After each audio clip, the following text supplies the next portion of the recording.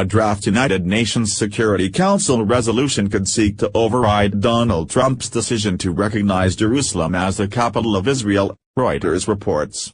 The resolution, drafted by Egypt, affirms that any decisions and actions which purport to have altered the character, status or demographic composition of the holy city of Jerusalem have no legal effect, are null and void and must be rescinded in compliance with relevant resolutions of the Security Council, according to the text. The one-page draft has already been circulated around the 15-member Security Council. The move comes after Trump announced that the United States would recognize Jerusalem as the capital of Israel, which, as the Hill notes, no U.S. administration has done in the 7 decades of the Jewish state's existence. Trump's directive isn't just symbolic. According to CNN, it would involve building a new embassy in Jerusalem as Trump put it, a magnificent tribute to peace. Trending, Trey Gowdy unloads on Deputy AG, teaches him the meaning of interest-free councils, while Jerusalem is the administrative capital of Israel for all intents and purposes. Most nations recognize Tel Aviv as its official capital, as the Palestinians claim Jerusalem as their capital, too, should they ever actually form a state. Thus, it's considered impolitic in liberal circles to officially say that Jerusalem is the capital of the Jewish state. However, the Trump administration calls the recognition long overdue.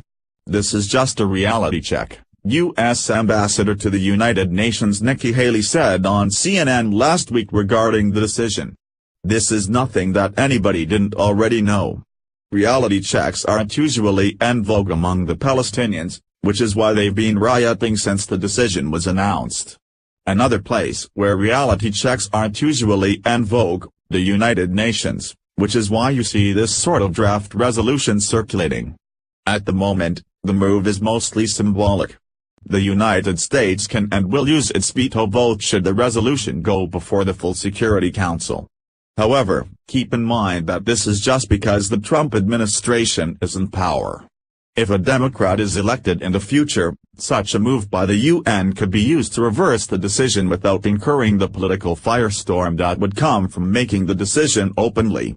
Democrats in power in the White House could just let the UN make the decision for them, the same way that the Obama administration let the Security Council condemn settlements. Related, Trump saves taxpayers $3 million by nuking Obama-designed website. The very fact that nations in the Arab world are already looking for a way to delegitimize and overrule the Trump administration's decision should be incredibly worrying to both friends of Israel and those concerned about American sovereignty. That's because the United Nations has become a grave enemy to both. While the UN is supposed to foster peace, we instead see it being increasingly used as an instrument against both us and the most persecuted state on earth. It's not enough for the U.S. delegation to veto this resolution. The United States needs to condemn it in the strongest possible terms. Please like and share on Facebook and Twitter if you agree. How do you think the Trump administration should react to this draft resolution?